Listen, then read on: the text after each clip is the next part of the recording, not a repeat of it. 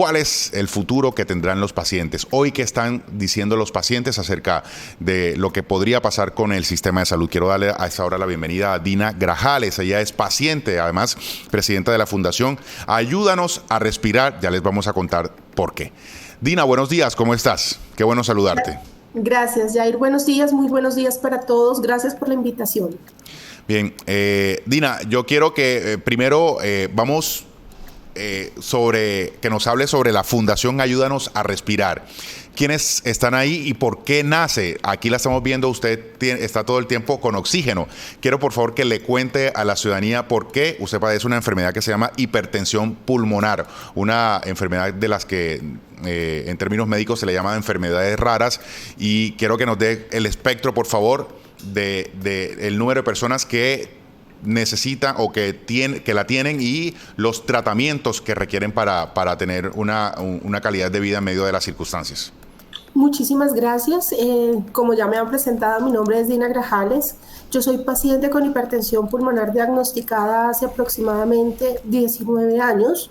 La hipertensión pulmonar es una enfermedad huérfana o rara que es poco frecuente en la población, donde en Colombia menos el 1% puede desarrollarla.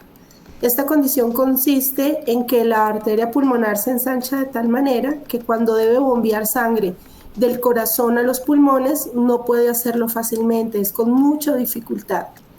Es por esto que los pacientes con hipertensión pulmonar cumplen con las condiciones de discapacitante, crónica debilitante y potencialmente mortal. Los pacientes con esta patología, al ser una enfermedad invisible, normalmente llegan a un diagnóstico tardío, y el que lleguen a un diagnóstico tardío hace que sea más difícil inclusive salvar la vida de los pacientes. Se compromete gravemente la calidad de vida. Es una patología que necesita un tratamiento integral, que necesita tratamientos de última generación para que puedan ayudar a los pacientes a tener una mejor calidad de vida, porque no tiene cura esta enfermedad, y lo más importante, a preservar la vida, porque tiene una alta mortalidad. En Colombia, según la red AP, que es la red de los médicos con hipertensión pulmonar, dicen que pueden estar las cifras entre 2.500 o 3.500 pacientes en Colombia, lo cual hace un reto muy grande, porque con esta condición, quienes no llegan a lograr un tratamiento adecuado, quienes pierden continuidad ya en sus tratamientos, quienes diagnostican tarde, son posiblemente personas que pueden fallecer en los 3 años de vida que la ciencia o las guías clínicas dicen que tienen los pacientes con hipertensión pulmonar. Dina, buenos días. ¿Cuáles son esos síntomas que pueden ayudar a identificar esta enfermedad para poder detectarla a tiempo y que se pueda hacer un tratamiento que le dé una calidad de vida al paciente y que pues no lo lleve a la muerte si no se identifica con prontitud? Bueno, les cuento que yo era softbolista, voleibolista, mamá de 3 niños, era una persona muy activa, y de un momento empecé a sentir agotamiento, como si hubiera corrido una maratón, así me sentía. Al subir las escaleras tenía que detenerme, mi corazón latía muy fuerte, tenía taquicardias, tenía mucho dolor en el pecho, se empiezan a inflamar los pies, el abdomen, sientes mareo, y ya en la parte, cuando tú estos síntomas que son muy frecuentes y se pueden confundir con otras enfermedades, al no controlarlos viene un síncope o un desmayo. Y es muy grave, esto es muy grave, porque algunos pacientes han terminado en ataques cardíacos, llegan a urgencia y le dicen, pero ¿por qué una persona tan joven está haciendo un ataque cardíaco si no tiene condiciones de riesgo para hacerlos? Pues venía una hipertensión pulmonar silenciosa atacando la vida del paciente. Es importante también mencionar que esta enfermedad es más prevalente en las mujeres que en los hombres, y no escoge, puede darle a cualquier persona en cualquier edad, de cualquier raza, en cualquier sector social. Dina, ¿tienes conocimiento de si en Cartagena existen casos de esta enfermedad y si los hay, cuántos? Y también en la región Caribe, si ya se han identificado esta enfermedad en diferentes pacientes. Claro que sí, esta patología tiene un subdiagnóstico. Tenemos 5 tipos de hipertensión pulmonar. El primer tipo de hipertensión pulmonar es una hipertensión pulmonar idiopática y de este mismo grupo se derivan por cardiopatías congénitas, por enfermedades autoinmunes, por VIH, por cáncer, por otras enfermedades del sistema conectivo. Tenemos el grupo 2, que son las hipertensiones pulmonares del ventrículo izquierdo del corazón, que le da mucho más a las personas en edad avanzada. Tenemos el grupo 3, que son las enfermedades por otras enfermedades respiratorias, es decir, un paciente con EPOC, un paciente con asma, con una fibrosis pulmonar, a veces desarrollan la hipertensión pulmonar. Tenemos el grupo 4, que son las personas que tienen enfermedades de trombos, que es la hipertensión pulmonar tromboembólica, y tenemos el grupo 5, que es la hipertensión pulmonar multifactorial, que son esos pacientes que tienen tantas enfermedades en conjunto que finalmente no se sabe cuál está causando la hipertensión pulmonar. En los 5 casos, la hipertensión pulmonar es una inoportuna porque viene a ser más complicada las enfermedades de base, ¿sí? Y el grupo 1 y el grupo 4 son las únicas consideradas como enfermedades huérfanas por la poca prevalencia de los pacientes. La Fundación Ayúdanos a Respirar nace como iniciativa de 6 pacientes, mujeres, que nos conocemos, nos encontramos y empezamos a trabajar por la comunidad. Cuando empezamos a hacer este trabajo, empezamos a identificar pacientes en toda Colombia. Efectivamente, nosotros tenemos pacientes en Barranquilla, tenemos pacientes en Cartagena, tenemos pacientes en Sincelejo, tenemos en algunos municipios como es Tuchín, como es Mil Córdoba, tenemos también en la Alta Guajira. No son muchos los pacientes, sí, pero nosotros tenemos dentro de nuestra fundación registrados por lo menos 23 pacientes en la costa atlántica.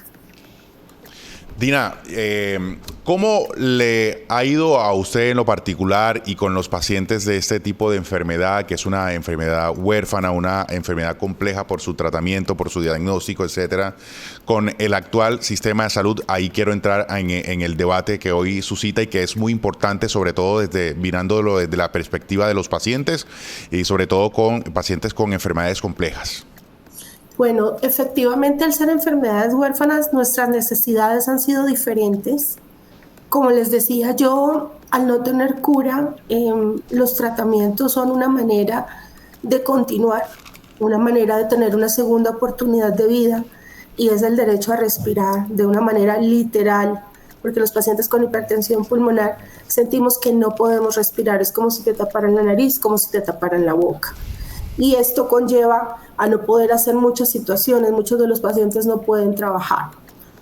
Hace los 19 años, cuando a mí me diagnosticaron, no existía nada en Colombia para tratar la enfermedad. Entonces te daban 3 años de vida y en ese tiempo, tristemente, muchos fallecían. Sí, cuando llega el primer tratamiento a Colombia, que de eso hace unos 15 años ya, la única manera de acceder al tratamiento era con una acción de tutela. Pero después de esto, en 2010, nace la Ley de Enfermedades Huérfanas, la cual nos consideran como sujetos de especial protección. Y hay unos beneficios en el cual el Estado debe proteger la vida de los pacientes con estos diagnósticos. Entonces, actualmente, gracias a la Ley de Enfermedades Huérfanas, a la Ley Estatutaria de Salud, nosotros tenemos acceso a todos los tratamientos, a diferencia de otros países de Latinoamérica. Colombia tiene 10 posibilidades de tratamientos para un paciente con hipertensión pulmonar. Aunque todos se tratan diferentes, así sea la misma enfermedad, tenemos opciones terapéuticas que pueden mejorar esta calidad de vida y pueden extender los años de vida de los pacientes, así no haya una cura. Entonces, actualmente, ¿qué tememos?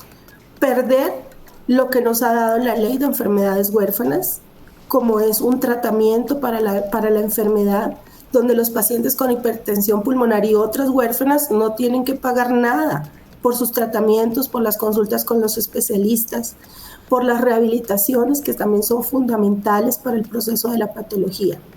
También que tememos el uso de la tutela. En algún momento que alguna EPS o alguna IPS ha vulnerado el derecho a los pacientes, la acción de tutela ha sido un mecanismo de protección para los pacientes, para los niños, para los adultos mayores. Entonces, sí hay una gran zozobra, hay un gran temor. Tenemos temor a la entrega y a la dispensación de los medicamentos. Cuando tú empiezas un tratamiento para la hipertensión pulmonar y lo detienes, el efecto rebote en el cuerpo de los pacientes es más difícil que cuando nunca tuvo ningún medicamento.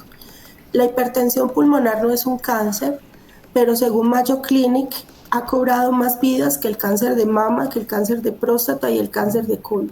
Y los tratamientos, los efectos y el no tenerlos después de usarlos se comparan al uso de las quimioterapias.